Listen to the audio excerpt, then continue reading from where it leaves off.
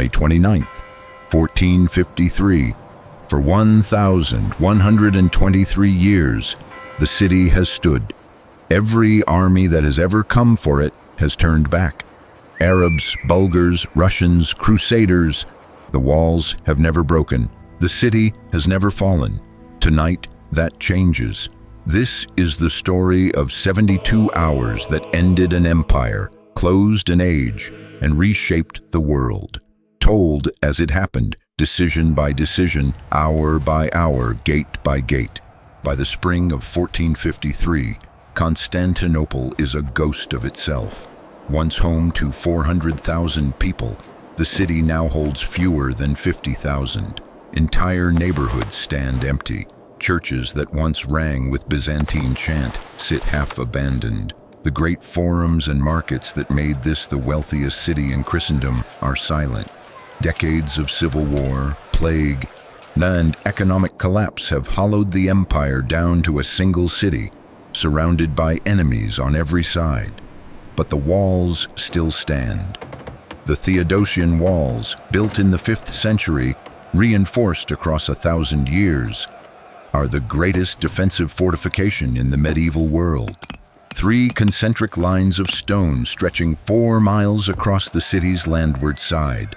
An outer wall, an inner wall rising 40 feet, a moat, towers every 50 yards.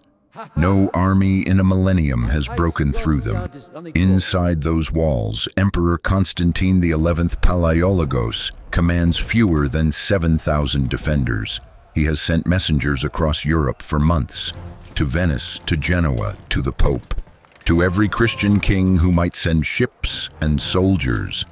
Almost nothing has come.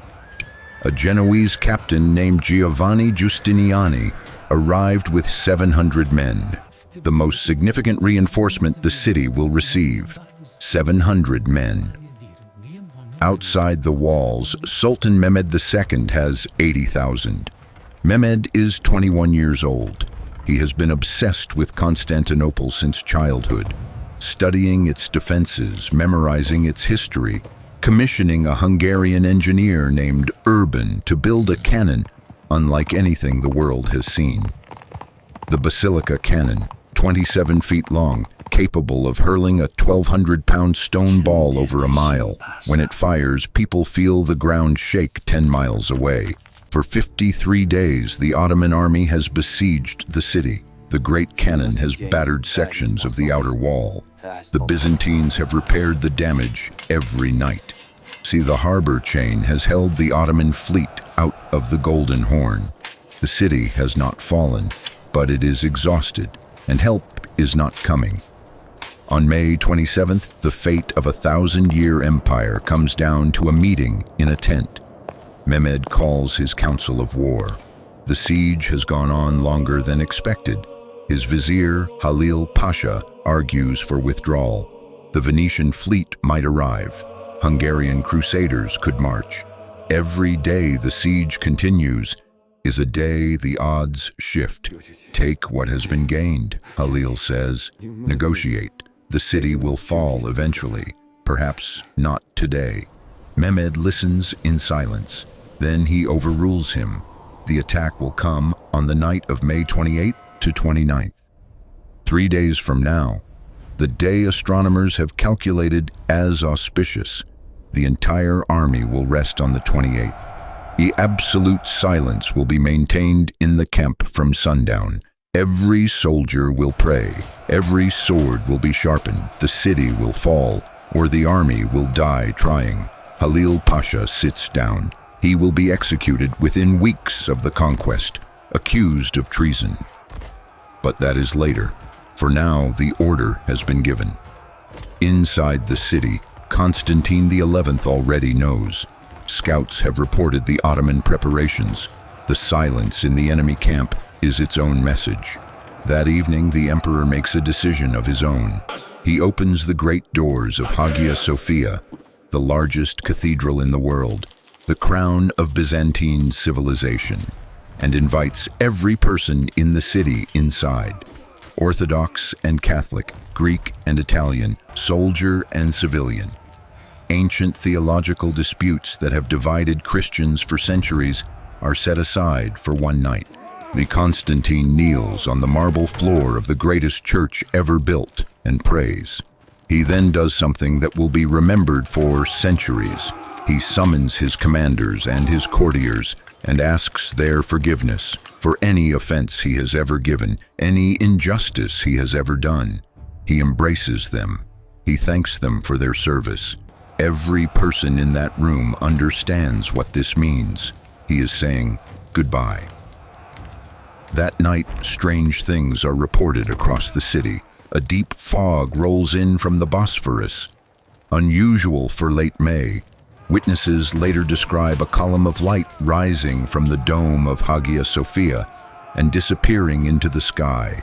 Whether vision or exhaustion or something stranger, the people of Constantinople take it as a sign. The flame of the empire, some say, is rising to heaven for safekeeping. It will return one day. It has not returned yet. May 28th, the Ottoman camp falls silent.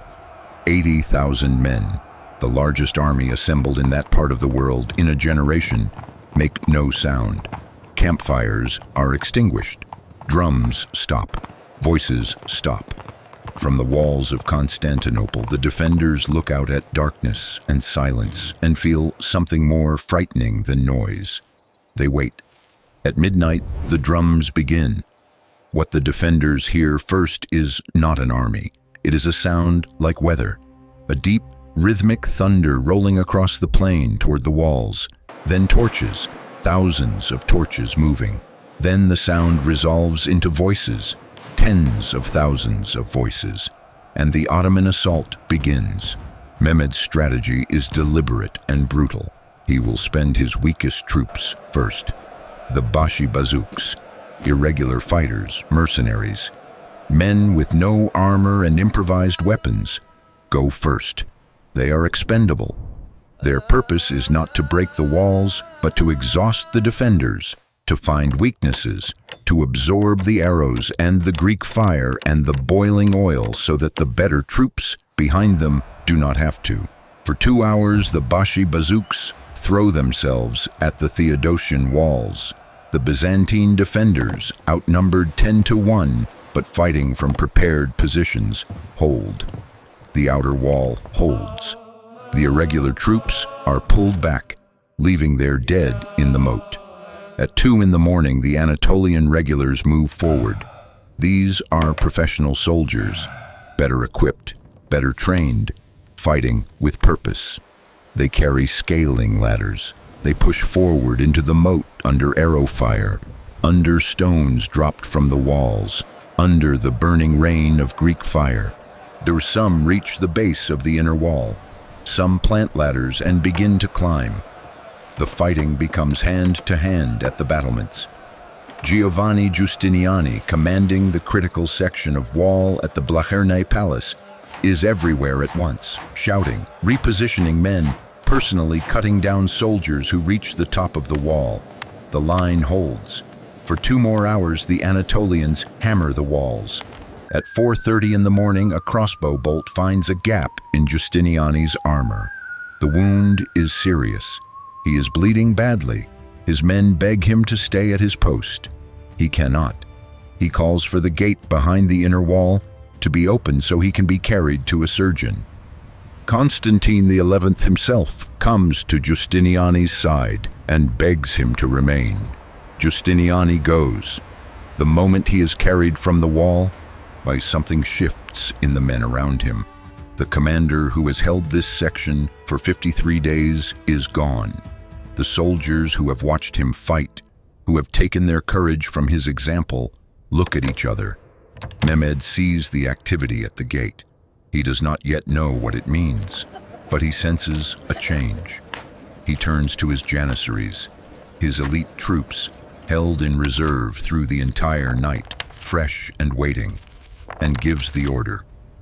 At 4:45 in the morning, while the janissaries begin their advance, a small group of Ottoman soldiers makes a discovery that will echo through history.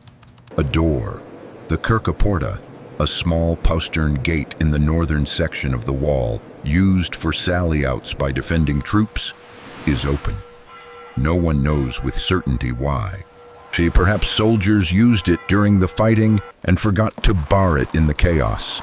Perhaps it was deliberately left unguarded in the confusion of Giustiniani's evacuation. Perhaps it is simply the kind of small human error that changes everything. It is open. 50 Ottoman soldiers pour through it before anyone raises the alarm. They appear behind the Byzantine defensive line. Defenders who have been fighting forward turn and find enemies at their backs. The cry goes up. The Turks are inside the walls. The words move through the defenders like a current of electricity, and not in a useful direction. Men who have held their positions for hours begin to run. The Janissaries reach the top of the outer wall and find it thinly defended. They pour over. The inner wall is next. Within minutes, Ottoman flags are flying from Byzantine towers. Constantine XI sees what is happening. He removes his imperial regalia. He throws off the purple cloak that marks him as Emperor of Rome, successor to Augustus, heir to a civilization 1,000 years older than this city. He draws his sword. He charges into the breach. He is never seen again. At sunrise on May 29th, 1453, Sultan Mehmed II rides through the gates of Constantinople. He is 21 years old. He rides to Hagia Sophia and dismounts at its doors. He kneels and presses his forehead to the earth. He lifts a handful of soil and pours it over his turban, a gesture of humility before God in the moment of his greatest triumph. Then he goes inside, the cathedral that has stood for 916 years, that has witnessed the coronation of emperors, the celebration of victories, the mourning of catastrophes. Becomes a mosque before the day is out. The mosaics will be plastered over. The bells will be silenced. The cross will come down. Mehmed does not destroy the city. He has given his troops 3 hours of sanctioned plunder, a customary right under the laws of siege warfare. And then he stops it. He wants Constantinople intact. He wants it as his capital. He is right to want it.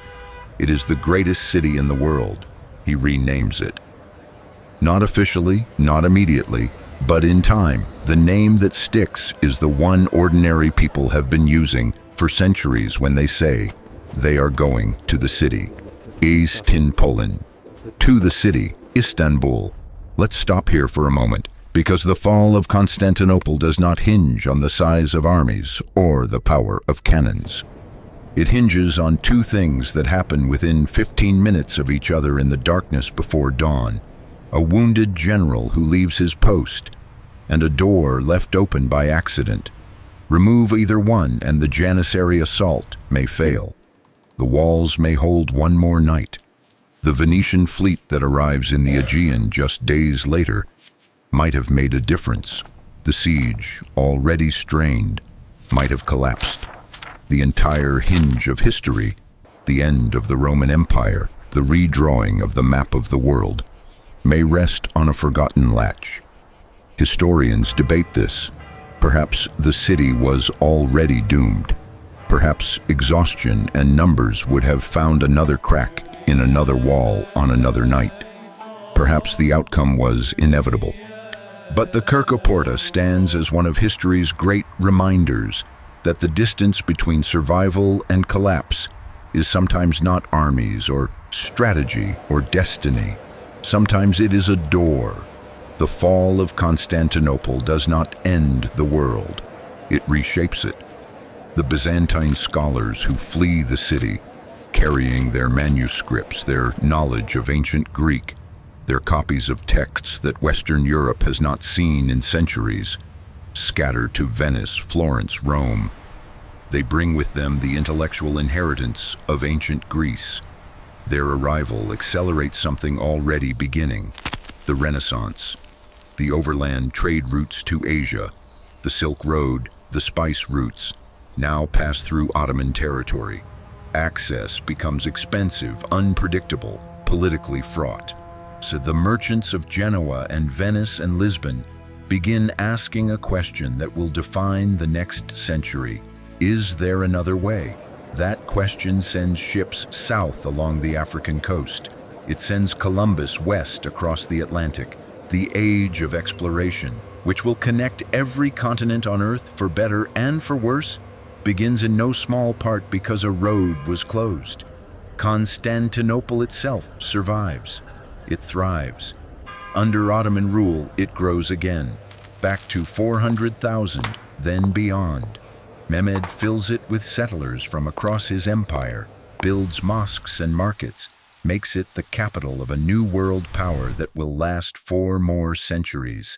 The city that began as the New Rome, that kept Roman law and Roman civilization alive through the dark ages of the West, that served as the bridge between antiquity and the modern world. That city does not die, it transforms. Hagia Sophia stands today.